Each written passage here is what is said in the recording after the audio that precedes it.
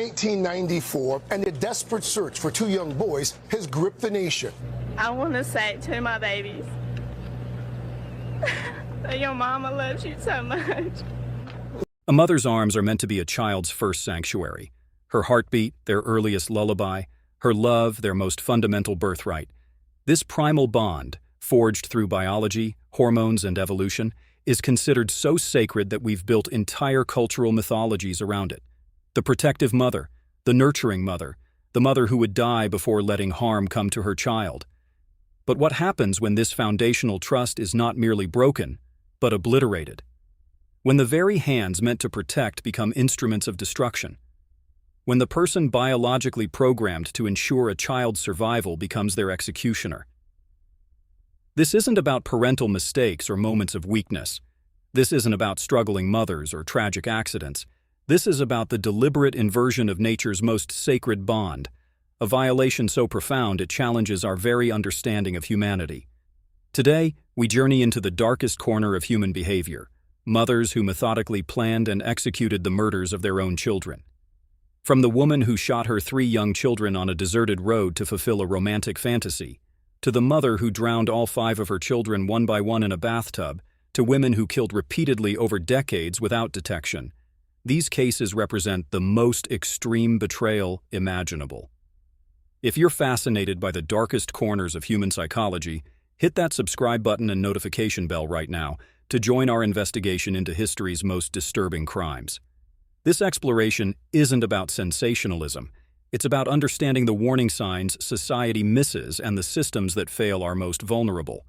What makes these crimes uniquely horrifying isn't just their brutality, it's their fundamental contradiction of our deepest biological and social programming.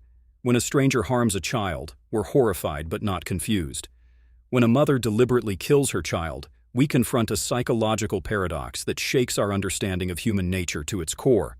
As we examine these cases, we'll go beyond the headlines to understand the complex psychological, social, and sometimes systemic failures that created these monsters. We'll hear from forensic psychologists, survivors, and experts in maternal mental health. And perhaps most importantly, we'll identify the warning signs that were missed, signals that might save lives in the future. Before we dive into individual cases, we need to understand the psychological profiles that emerge across maternal filicide, the killing of one's own child. While each case has unique elements, forensic psychologists have identified distinct patterns that help explain the seemingly inexplicable. Dr. Margaret Spinelli, a psychiatrist specializing in maternal mental health at Columbia University, explains, maternal filicide exists at the intersection of psychology, sociology, and sometimes severe mental illness. What makes these cases so difficult to comprehend is that they violate our fundamental understanding of maternal instinct. Research has identified 4 primary psychological profiles among mothers who kill their children. The first is what experts call the narcissistic destroyer. These mothers view their children not as independent beings, but as extensions of themselves, possessions to be controlled or eliminated when they no longer serve the mother's needs. Their children exist primarily as tools for the mother's emotional gratification. When the child becomes an obstacle to the mother's desires, whether for a relationship, freedom, or attention, they can be eliminated without genuine remorse. The second profile is the delusional savior. These mothers kill believing they're protecting their children from a fate worse than death. Often suffering from psychosis, severe depression, or delusional thinking, they become convinced their actions are merciful. They may believe their children will be tortured, abused, or eternally damned without their intervention. In their distorted reality, murder becomes an act of maternal protection. The third is the calculated opportunist. These women eliminate their children as obstacles to relationships or lifestyle goals. Unlike the narcissistic destroyer, who may act impulsively from rage or frustration, the calculated opportunist plans methodically, often creating elaborate cover stories. Their children become inconvenient impediments to a desired life. The fourth profile is the attention seeker. These mothers harm their children to gain sympathy, medical attention, or community support. This includes cases of Munchausen syndrome by proxy, where a caregiver fabricates or induces illness in a dependent for attention. In extreme cases, this escalates to murder, often after years of medical abuse. Forensic psychologist Dr. Catherine Ramsland notes, "What's particularly disturbing is how these women can compartmentalize. They can appear to be loving, devoted mothers, while harboring thoughts of harming their children. This dual presentation makes detection extremely difficult.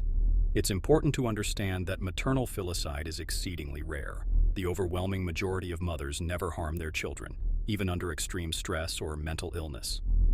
According to the Bureau of Justice Statistics, children under 5 are more likely to be killed by fathers than mothers. However, when mothers do kill, the psychological and social impact is profound precisely because it violates our most fundamental expectations. The taboo surrounding maternal aggression creates a dangerous silence. Mothers experiencing violent thoughts toward their children often suffer in isolation, afraid to seek help for fear of judgment or having their children removed. This silence prevents intervention that could save lives. We've created a maternal mythology that makes it nearly impossible for women to express negative feelings about motherhood," explains sociologist Dr. Sarah Blaffer-Hurdy. "The expectation of maternal bliss and natural nurturing instinct means women who experience darker emotions feel monstrous rather than human. This psychological framework isn't meant to excuse these crimes, but to understand them. By recognizing these patterns, we can better identify warning signs and create intervention systems that protect children while supporting struggling mothers before tragedy occurs." On May 19, 1983, a woman drove her blood-soaked car to Mackenzie Willamette Hospital in Springfield, Oregon. Inside were her 3 children, all with gunshot wounds. The woman, 27-year-old Diane Downs, had a minor arm injury and told hospital staff a chilling story. A bushy-haired stranger had flagged down her car on a rural road, then shot her and her children. 7-year-old Cheryl was already dead on arrival. 8-year-old Christy and 3-year-old Danny were critically wounded. Danny was paralyzed from the waist down, and Christy had suffered a disabling stroke from her injuries. As medical staff fought to save the children, they noticed something disturbing. Diane Downs showed no emotional reaction to her daughter's death or her surviving children's conditions. Nurse Kathy Steiner would later testify. She was not crying. She was not upset. She was not vomiting. She was very calm, very matter-of-fact. In the hours and days that followed, Downs' behavior became increasingly bizarre. While her children fought for their lives, she appeared preoccupied with trivial matters. She gave multiple interviews to local media, appearing almost excited by the attention. In one infamous recorded interview, she smiled and laughed while recounting the shooting. Detective Doug Welch of the Lane County Sheriff's Office recalled, "When she talked about the shooting, it was like she was describing a movie she'd seen, not something that happened to her own children. There was this disconnect that was immediately suspicious." The investigation quickly revealed inconsistencies in Downs' story. The blood spatter pattern in her car contradicted her account of a stranger shooting through the driver's window. The shooting angles suggested the shooter was in the driver's seat. Most damning, her surviving daughter Christy, when she recovered enough to speak, identified her mother as the shooter. But it was Downs' diary, discovered during a search of her home, that revealed her motive. She had become obsessed with a married man named Robert Knickerbocker, who had made it clear he didn't want a relationship with a woman with children. In her writings, Downs fantasized about a life with him, unencumbered by maternal responsibilities. Forensic psychologist Dr. James Kavanaugh explains, Diane Downs represents the classic narcissistic destroyer profile. Her children had become obstacles to her romantic fantasy. When faced with choosing between her children and her desired relationship, she chose to eliminate the obstacles. What makes the Downs case particularly chilling is her complete lack of empathy for her children. After the shooting, while Christy and Danny suffered through surgeries and rehabilitation, Downs bought herself a new car with personalized license plates reading XX SAS. She began dating and seemed unbothered by her daughter's death or her son's paralysis. Fred Hughey, the prosecutor who eventually convicted Downs, stated, "In my entire career, I've never encountered someone so completely devoid of normal maternal feeling. She saw her children as possessions, not people." Perhaps most disturbing was Downs' behavior during her trial. She arrived at court visibly pregnant, having deliberately conceived another child while out on bail. Many believe this pregnancy was a calculated attempt to gain sympathy from the jury or to create a replacement for the children she had lost. This investigation is just beginning. If you're finding this analysis valuable, Give this video a thumbs up right now so more people can discover these important stories. Your engagement helps us continue examining these cases that, while difficult, teach us crucial lessons about protecting the vulnerable. Diane Downs was convicted of murder, attempted murder, and assault in 1984. She received a life sentence plus 50 years. The state took custody of her surviving children, who were adopted by prosecutor Fred Hugi and his wife. Her pregnancy resulted in a daughter who was immediately placed for adoption. Christy Downs, who testified against her mother despite being terrified, showed remarkable resilience. In a rare interview years later, she said, "I'm not a victim. I'm a survivor. She didn't win. We did." Downs has maintained her innocence despite overwhelming evidence. She has been denied parole multiple times, most recently in 2021. At each hearing, she continues to blame the fictional bushy-haired stranger, showing no remorse or accountability decades later. The Diane Downs case became nationally known through the best-selling book Small Sacrifices by Anne Rule and a TV movie starring Farrah Fawcett. But beyond the sensationalism lies an important lesson about recognizing narcissistic personality traits in parents and the danger they can pose to children. On October 25, 1994, a frantic 23-year-old mother named Susansmith ran to a nearby house in Union, South Carolina, pounding on the door and screaming that her car had been hijacked with her 2 young sons inside. According to Smith, she had stopped at a red light when a black man with a gun forced his way into her car, ordered her out, and drove away with 3-year-old Michael and 14-month-old Alex still strapped in their car seats. The nation was gripped by the story. For 9 days, Americans watched as Smith made tearful pleas on national television. "I can't express what I'm going through. I can't sleep, I can't eat, I can't do anything but think about my children. I wanted to die when I couldn't find my children." Law enforcement launched one of the largest manhunts in South Carolina history. The FBI became involved. President Clinton mentioned the case. Thousands of volunteers searched for the missing boys and the red Mazda they were last seen in. But Sheriff Howard Wells noticed troubling inconsistencies in Smith's story. The intersection where she claimed the carjacking occurred had no traffic light. Her descriptions of the alleged perpetrator changed slightly with each telling. And perhaps most telling, her emotional displays seemed to turn on and off depending on who was in the room. When the cameras were rolling, she was the picture of maternal grief, Wells later recalled. But when they stopped, so did the tears. It was like watching someone switch channels. 9 days into the investigation, after failing a polygraph test, Susansmith confessed. There had been no carjacking, no armed man. She had driven to John D. Long Lake, put her car in neutral, and let it roll down the boat ramp with her son still strapped inside. Then she stood and watched as it sank into the dark water. When divers recovered the car, they found Michael and Alex still buckled in their car seats. The medical examiner determined they had drowned while conscious and aware. The motive, when revealed, stunned the public. Smith had recently begun a relationship with a wealthy local man named Tom Findlay, who had sent her a letter ending their relationship just before the murders. In the letter, Findlay specifically mentioned not wanting to raise another man's children. In Smith's confession, she wrote, "I wanted to end my life so bad and was in my car ready to go down that ramp into the water, and I did go part way, but I stopped. I went again and stopped. Then I got out of the car a nervous wreck. I dropped to the lowest when I allowed my children to go down that ramp into the water without me." But investigators didn't believe this suicide attempt narrative. Smith's actions, including locking the car doors before letting it roll into the lake, suggested premeditation. Notes found in her home indicated she had been contemplating how to be free to pursue her relationship with Findlay. Forensic psychiatrist Dr. Philip Resnick, who specializes in maternal filicide, categorizes Smith's case as that of a calculated opportunist. She saw her children as obstacles to a relationship she desperately wanted. In her distorted thinking, eliminating them seemed like a solution to her problem. What made the Smith case particularly shocking was her exploitation of racial stereotypes in creating her fictional carjacker. By describing a black male assailant, she tapped into existing prejudices and diverted attention from herself. This aspect of the case sparked important conversations about how racial bias can be weaponized in criminal investigations.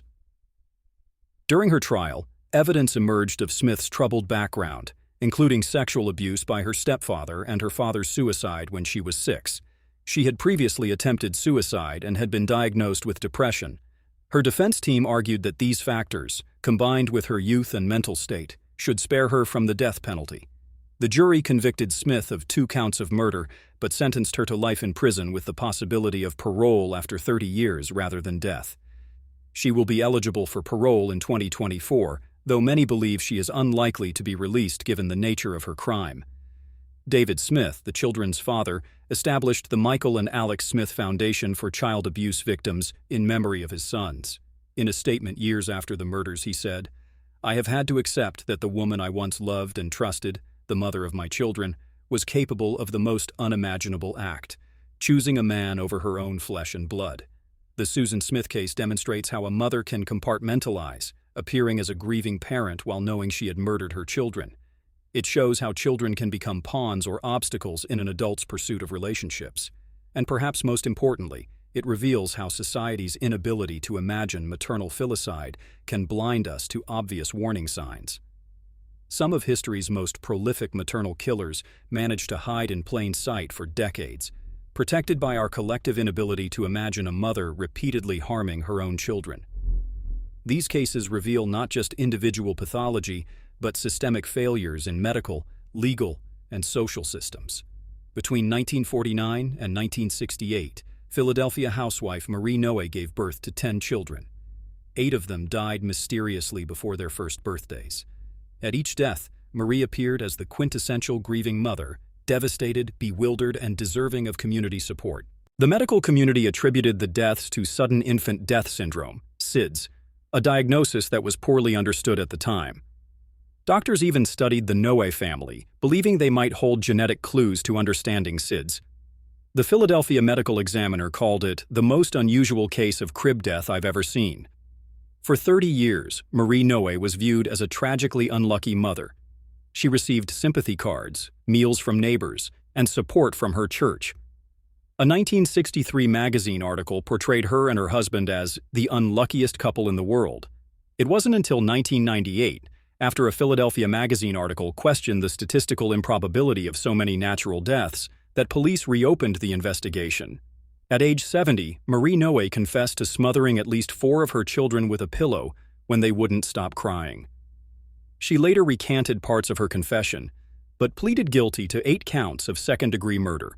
Due to her age and the decades that had passed, Noe received a sentence of 20 years probation and psychiatric treatment rather than prison time. She died in 2016 at age 87, having spent most of her life as a free woman, despite being one of America's most prolific filicide perpetrators. Dr. Catherine Ramsland explains, "The Noe case demonstrates how our inability to imagine maternal filicide created a perfect cover. Who would suspect a mother of killing not just 1 child, but 8? The statistical improbability was dismissed because the alternative was unthinkable." Between 1972 and 1985, 9 of Mary Beth Tinning's children died mysteriously in upstate New York. Like Marie Noe, Tinning initially received community support and medical sympathy. After each death, she appeared appropriately grief-stricken, accepting casseroles and condolences from neighbors. What makes the Tinning case particularly disturbing is that she continued having children despite the repeated deaths. After losing several biological children, she adopted a baby, who also died mysteriously. The pattern suggests not just momentary breakdowns, but a systematic behavior that provided some psychological reward.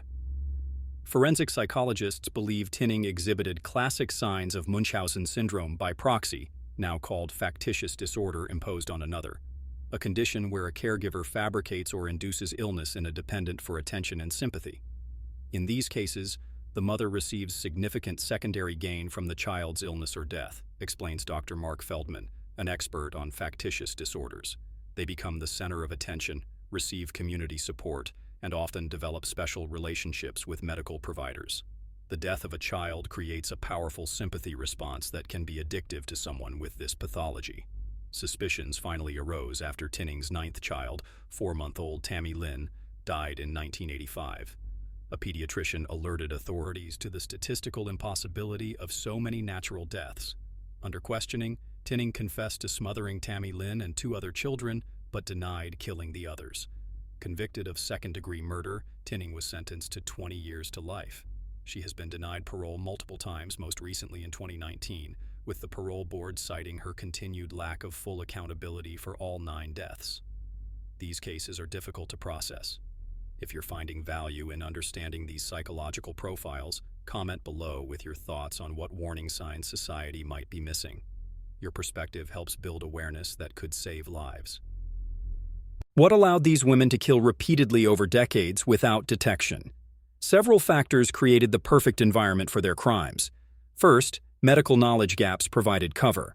Before the 1980s, SIDS was poorly understood and often used as a catch-all diagnosis for unexplained infant deaths. The medical community lacked protocols for investigating multiple deaths in one family. Second, societal bias created a blind spot.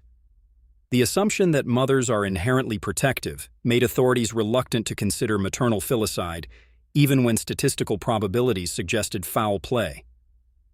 Third, these women exploited community sympathy. They became skilled at performing grief, garnering support rather than suspicion. Their apparent suffering reinforced the narrative that they were victims of tragedy rather than its perpetrators. Fourth, record-keeping systems were disconnected. Before computerized medical records, deaths in different hospitals or jurisdictions weren't easily linked. This allowed patterns to go unnoticed, especially when families moved between areas. The legacy of these cases led to important changes in how multiple child deaths are investigated. Many jurisdictions now automatically investigate when a family experiences more than one unexplained child death. Medical examiners are trained to look for patterns that might indicate abuse rather than natural causes. Dr. Lorna Fitzsimons of the National Center for Child Death Review notes, "These cases, while thankfully rare, changed how we approach unexplained child deaths. The assumption of innocence remains important, but we now balance it with statistical awareness and better forensic techniques." Some maternal filicide cases reveal not just individual pathology, but catastrophic failures in our mental health, medical, and social support systems. These cases highlight how society's expectations of motherhood, combined with inadequate support structures, can contribute to tragedy. On the morning of June 20, 2001, 36-year-old Andrea Yates methodically drowned her 5 children, Noah, 7, John, 5, Paul, 3, Luke, 2, and Mary, 6 months, one by one in the bathtub of their Houston home. After the last child, she called 911 and then her husband, telling him, "It's time to come home." When police arrived, Yates calmly led them to the bathroom where 4 of the children's bodies were laid out on a bed, still wet and covered with a sheet. The oldest, Noah, remained floating in the bathtub. What makes the Yates case distinct from others we've examined is her severe documented mental illness and the systemic failures that preceded the tragedy. Yates had been hospitalized multiple times for postpartum psychosis and had attempted suicide twice. She had been prescribed antipsychotic medication but had recently stopped taking it. In the weeks before the murders, Yates had become increasingly delusional, believing she was possessed by Satan and that her children would be tortured in hell unless she killed them while they were still innocent.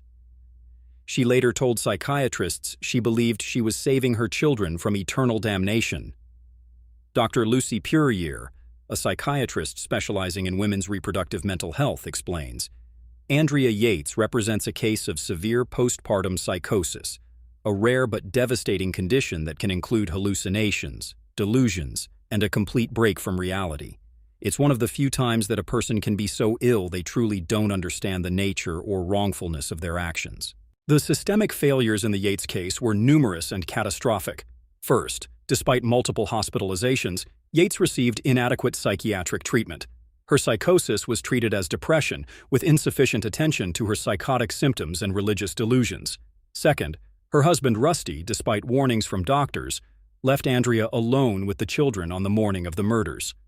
The day before, a psychiatrist had specifically advised that Andrea should not be left unsupervised with her children. Third, social expectations played a role. Despite her severe mental illness, Andrea was expected to care for 5 young children, including a newborn. The Yates family belonged to a religious community that emphasized large families and traditional gender roles, placing enormous pressure on Andrea to be the perfect mother despite her deteriorating mental state.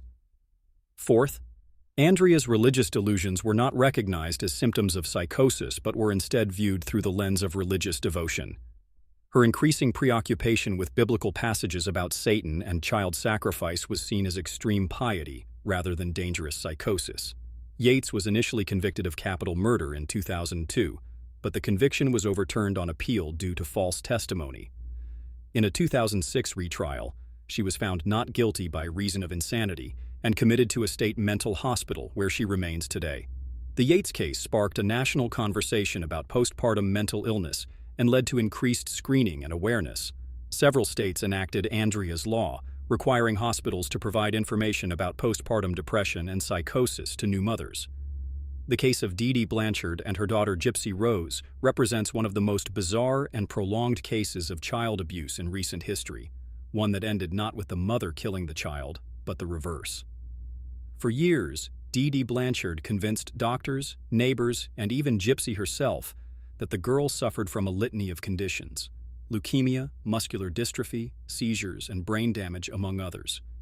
She kept Gypsy in a wheelchair though she could walk, fed her through a tube though she could eat, and shaved her head to maintain the illusion of chemotherapy effects. Dee Dee collected donations, free trips to Disney World, and a Habitat for Humanity house. She kept Gypsy isolated, controlled her through medication, and convinced her she was much younger than her actual age. This extreme case of Munchausen syndrome by proxy continued until Gypsy, at age 23, orchestrated her mother's murder with the help of a boyfriend she met online. Only after Dee Dee's death did the truth emerge. Gypsy had never been ill. Dr. Mark Feldman notes, "The Blanchard case represents the most extreme end of medical child abuse. For nearly 2 decades, Dee Dee successfully manipulated not just her daughter, but entire medical systems, charity organizations, and communities. The systemic failures in this case were profound. First, medical records were fragmented across multiple states and facilities, allowing Dee Dee to doctor shop without raising red flags. When physicians became suspicious, she simply moved to a new provider.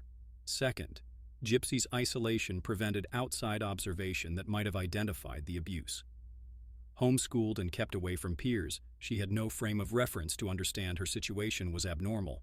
Third, the charitable response to childhood illness created perverse incentives. The attention, financial support, and special treatment reinforced Dee Dee's behavior. Fourth, mandatory reporting systems failed. Several medical professionals suspected factitious disorder, but did not report their concerns to Child Protective Services. While Gypsy Rose Blanchard was sentenced to 10 years for her role in her mother's murder, many viewed her as a victim of lifelong abuse who saw no other escape. She was granted parole in December 2023 after serving 8 years. The Blanchard case highlights how medical systems can be manipulated by determined perpetrators and how children can be abused through the very systems designed to help them. It led to improved protocols for identifying medical child abuse and better coordination between healthcare providers. These cases demonstrate that maternal filicide isn't just about individual pathology. It often occurs at the intersection of mental illness, inadequate support systems, and societal expectations that silence mothers' struggles. They highlight the need for better mental health screening, coordinated medical records, and support systems that recognize the challenges of motherhood without stigma.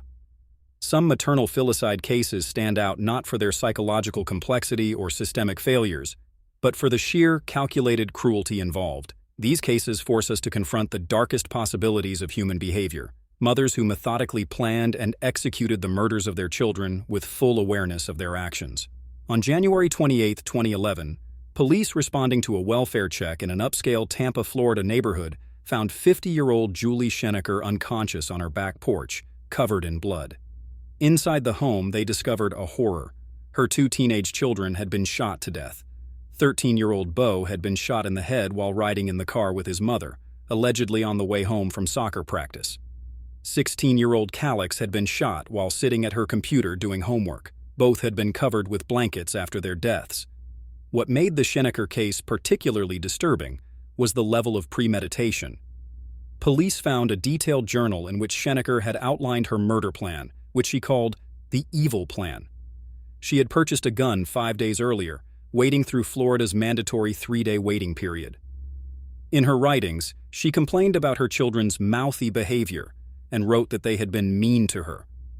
Unlike Andrea Yates, whose psychosis created a delusional belief she was saving her children, Scheneker's journal revealed she killed her children for perceived disrespect. She wrote that she was tired of them talking back and that they would be much happier in heaven. Colonel Parker Scheneker, Julie's husband and the children's father, was deployed overseas with the military at the time of the murders. He had no indication his wife planned to harm their children, though she had been treated for depression and had previously been in a car accident that police suspected was a suicide attempt. Forensic psychologist Dr. Wade Myers explains, the Scheneker case represents a disturbing intersection of mental illness, substance abuse, and narcissistic rage. Unlike psychotic filicide, where the parent may genuinely believe they're protecting the child, this case involved punishment killing, murdering children as retribution for perceived slights. During her trial, Scheneker's defense team argued she was legally insane at the time of the shootings, suffering from bipolar disorder with psychotic features. They presented evidence of her mental health struggles, including multiple hospitalizations and medication trials. What distinguishes this case is the collision between outward normalcy and inner pathology. Scheneker appeared to be a typical suburban mother, involved in her children's activities, living in an affluent neighborhood, married to a successful military officer. This facade made the calculated nature of her crimes all the more shocking. In April 2014, Darren West was cleaning out the garage of his Pleasant Grove, Utah home when he made a horrifying discovery: a box containing a dead infant wrapped in plastic. Police soon found 6 more dead babies, all hidden in boxes in the garage. The baby's mother, 39-year-old Megan Huntsman, confessed to strangling or suffocating 6 of the newborns between 1996 and 2006 immediately after giving birth to them. The 7th was determined to have been stillborn. Remarkably, no one, not her husband, her 3 living daughters, nor neighbors, had known she was pregnant with any of these children. Huntsman told investigators she had been addicted to methamphetamine during this period and couldn't afford to care for more children. Rather than seek abortion or adoption, she concealed her pregnancies and killed each baby within minutes of birth. What makes the Huntsman case particularly disturbing is not just the number of victims, but the methodical repetition of the same crime over a decade. After each murder, she wrapped the infant's body in a towel or shirt, placed it in a plastic bag, and stored it in a box in her garage, then became pregnant again and repeated the process. Dr. Susan Hatters Friedman, a forensic psychiatrist specializing in maternal filicide, notes, "The Huntsman case represents neonaticide, the killing of an infant within 24 hours of birth, taken to an extreme. While most neonaticide cases involve a single incident, often with a young mother in denial about her pregnancy, Huntsman's repeated pattern suggests a different psychological process." Huntsman pleaded guilty to 6 counts of murder and was sentenced to 30 years to life in prison. At her sentencing, she expressed remorse, saying, "I want to apologize to my family for the pain and suffering I've caused. I'm also sorry to the babies." The case raised disturbing questions about how a woman could conceal multiple pregnancies and infant murders while living with her family. Huntsman was described by neighbors as quiet and private, but not obviously troubled. Her husband claimed to have been unaware of the pregnancies, though he was incarcerated for drug charges during some of this period. The Huntsman case highlights how isolation and substance abuse can create conditions for repeated filicide without detection. It also demonstrates how some women can compartmentalize, functioning normally in daily life while harboring the darkest secrets. These cases of unfathomable cruelty challenge our understanding of maternal psychology and the limits of human behavior.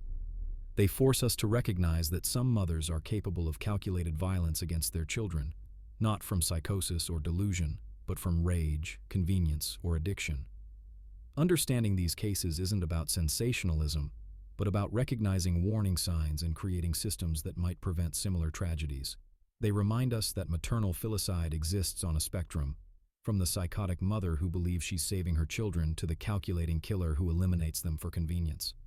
As we've examined these devastating cases, patterns emerge, warning signs that were missed, opportunities for intervention that were overlooked.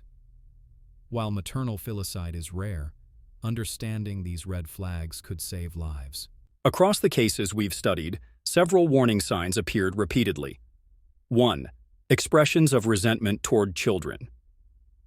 In many cases, mothers made statements viewing their children as burdens or obstacles. Diane Downs complained about how her children limited her romantic options. Julie Schenecker wrote about being tired of her children's behavior. These weren't just expressions of normal parental frustration, but persistent themes of resentment. 2. History of untreated mental illness. Andrea Yates had multiple hospitalizations for postpartum psychosis. Marie Noe showed signs of depression and personality disorders. Mental illness doesn't cause filicide, but untreated severe mental illness, particularly psychosis, severe depression, or certain personality disorders, can be a risk factor. Isolation from support systems. Many of these mothers were socially isolated, either geographically or emotionally. This isolation prevented outside observation that might have identified concerning behavior. Susansmith had few close confidants who might have recognized her deteriorating mental state. D.D. Blanchard deliberately isolated Gypsy Rose to maintain control. 4. Previous incidents of child neglect or abuse. In several cases, there were earlier incidents that, in retrospect, should have raised alarms. Mary Beth Tinning's earlier children had unexplained injuries before their deaths. These patterns of escalating harm often precede more serious violence. Dramatic shifts in behavior or mood. Sudden personality changes, increased agitation, or unusual calmness in crisis can signal psychological disturbance. Diane Downs' inappropriate affect after the shootings, smiling and seeming almost excited during interviews, was a red flag noticed by investigators. 6. Unusual preoccupation with children's illnesses. In cases involving Munchausen syndrome by proxy, mothers show excessive interest in medical conditions, seek unnecessary treatments, or express satisfaction from the sick role. D.D. Blanchard's constant pursuit of new diagnoses for Gypsy exemplified this pattern. 7. Statements about children being better off dead. Andrea Yates believed her children would be tortured in hell unless she killed them while they were still innocent. Julie Schenecker wrote that her children would be much happier in heaven. These statements, even when framed as concern, represent dangerous distortions that require immediate intervention. Understanding these warning signs allows us to develop prevention strategies at multiple levels. Individual level. Destigmatize maternal mental health struggles so mothers can seek help without shame. Create safe spaces for mothers to express negative feelings about motherhood. Educate parents about normal child development to set realistic expectations. Provide accessible mental health screening during pregnancy and postpartum periods. Family level. Encourage partners and extended family to recognize warning signs. Develop safety plans when a mother shows concerning behavior. Ensure mothers have breaks from childcare and opportunities for self-care. Take threats or concerning statements seriously, even if they seem out of character. Community level. Train healthcare providers to screen for maternal depression, anxiety, and psychosis. Implement home visitation programs for vulnerable families. Create community support networks for isolated mothers. Educate childcare providers, teachers, and clergy to recognize warning signs. System level. Improve coordination between mental health, medical, and child protection systems. Develop better protocols for investigating multiple child illnesses or deaths. Provide affordable, accessible mental health treatment. Create specialized mother-baby psychiatric units for severe postpartum mental illness. Dr. Cheryl Meyer, author of Mothers Who Kill Their Children, emphasizes, prevention requires understanding that maternal filicide doesn't happen in a vacuum. These mothers are often sending distress signals long before they act. The tragedy is that these signals are frequently misinterpreted or ignored. The Yates case led to important changes in how we approach postpartum mental health.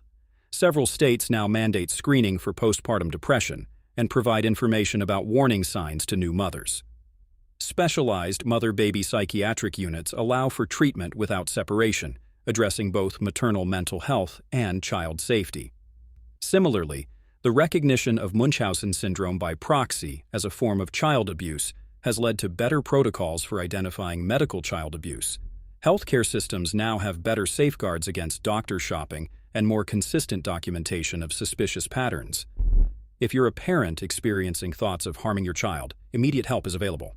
National Parent Helpline, 1-855-427-2736, National Suicide Prevention.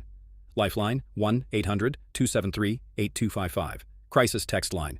Text HOME to 741-741. Postpartum Support. International, 1-800-944-4773. These resources provide confidential support without judgment. Reaching out isn't a sign of failure, it's a sign of strength and love for your child. Among the most powerful voices in understanding maternal filicide are those who survived attempted murder by their mothers. Their perspectives offer unique insight into the psychological aftermath of the ultimate betrayal and how resilience can emerge from unimaginable trauma. Christy Downs was 8 years old when her mother, Diane, shot her and her siblings on that dark country road in 1983. The bullet struck Christy in the chest and arm, causing a stroke that left her with physical challenges. Despite her injuries and terror, Christy became the key witness against her mother, identifying Diane as the shooter. Now an adult living under a different name, Christy has rarely spoken publicly about her experience. In one of her few statements, she said, "I'm not a victim. I'm a survivor. She didn't win. We did." Christy and her brother Danny were adopted by prosecutor Fred Hugie and his wife, who provided them with stability and privacy. Reports indicate Christy has built a life focused on helping others, working in a field that supports vulnerable children. Psychologist Dr. Jennifer Harmon explains, children who survive parental attempted murder face unique psychological challenges. Beyond the physical trauma, they must reconcile how the person biologically programmed to protect them became their greatest threat. This fundamental contradiction can shatter a child's basic sense of safety in the world. Though Calix and Bo Schenecker did not survive their mother's violence, their father Parker has worked to ensure their legacy continues through the Calix and Bo Schenecker Memorial Fund, which supports leadership programs and the arts, passions of his children. In a statement, Colonel Schenecker said, "While nothing can bring back Calix and Bo, their spirit lives on through programs that help other young people develop their potential. This is how we honor who they were, not just how they died." This approach to memorialization, focusing on the victims' lives rather than the sensationalism of their deaths, offers an important counterbalance to true crime narratives that sometimes center perpetrators at the expense of victims. Survivors of maternal attempted murder often describe a complex psychological journey. First comes the immediate trauma response: nightmares, flashbacks, hypervigilance, and other symptoms of PTSD. For children, this is compounded by the loss of their primary attachment figure, and often their home and community. Next comes the struggle to make meaning of their experience. Children naturally seek to understand why their mother tried to harm them, often blaming themselves despite having no responsibility for the violence. The third phase involves identity formation, determining who they are beyond their traumatic experience and their relationship to their mother. Many survivors describe a conscious choice not to let the trauma define them. Finally, many survivors reach a point of post-traumatic growth, finding purpose in their experience through advocacy, helping others, or creating meaningful lives that honor their own survival. Dr. Terrence Keene, director of the National Center for PTSD, notes, "What's remarkable about many of these survivors is their capacity for resilience. Despite experiencing the most profound betrayal imaginable, they often develop extraordinary compassion, insight, and determination. While Gypsy Rose Blanchard's case ended with her mother's death rather than her own, her experience offers insight into surviving years of maternal medical abuse. After serving 8 years for her role in her mother's murder, Gypsy Rose has spoken about the psychological impact of being convinced she was terminally ill. "I was always told I was sick when I wasn't," she explained in an interview. "I believed I was dying. I believed I needed the feeding tube, the wheelchair, the medications. Finding out I was healthy all along was both liberating and devastating." Gypsy's case highlights how maternal abuse can distort a child's entire sense of self and reality. Her journey to reclaim her identity after decades of manipulation demonstrates both the profound damage of maternal abuse and the human capacity for rebuilding. Survivors of maternal violence offer several important insights for prevention and healing. 1. Children often sense something is wrong before adults recognize it. Creating safe channels for children to express concerns without fear is essential. 2. Resilience can be fostered through stable, supportive relationships after trauma. The presence of even one caring adult can make a profound difference in a child's recovery. 3. Survivors need narratives beyond victimhood. Opportunities to develop identity, competence, and purpose help counterbalance the trauma narrative. 4. Justice and accountability matter, but healing isn't dependent on them. Many survivors find ways to move forward even when legal outcomes are imperfect. 5. Sharing their stories when they choose to can be both personally healing and socially valuable. Survivor perspectives inform better prevention and intervention strategies. By listening to survivors, we gain not just understanding of these crimes, but insight into human resilience and the possibility of healing even after the most profound betrayal. We began this exploration with a fundamental question. What happens when the sacred bond between mother and child is not merely broken, but obliterated? The cases we've examined represent the most extreme betrayal imaginable. Mothers who methodically planned and executed the murders of their own children. These stories are difficult to process precisely because they violate our most basic understanding of human nature. They force us to confront uncomfortable truths about maternal psychology, mental illness, and the dark potential that exists within human relationships. Yet examining these cases isn't about sensationalism. It's about understanding patterns that might prevent future tragedies. It's about recognizing warning signs, improving support systems, and protecting vulnerable children while supporting struggling mothers. Several key insights emerge from our analysis. First, maternal filicide exists on a spectrum, from psychotic mothers who genuinely believe they're protecting their children to calculating killers who eliminate them for convenience or revenge. Understanding these distinctions helps target prevention strategies appropriately. Second, these cases often reveal systemic failures in mental health care, child protection, medical oversight, and community support. Addressing these gaps requires coordinated efforts across multiple systems. Third, societal myths about motherhood can create dangerous silence. The expectation that maternal love is automatic and universal makes it difficult for women to express negative feelings and seek help before crisis points. Fourth, while these cases represent the darkest extremes of maternal behavior, they also highlight the extraordinary resilience of survivors and families who find ways to rebuild after unimaginable trauma. As we conclude, it's worth reflecting on how we as a society can balance accountability with prevention. These mothers committed horrific crimes and deserve appropriate legal consequences. Yet focusing exclusively on punishment without addressing the conditions that contribute to maternal violence ensures similar tragedies will continue.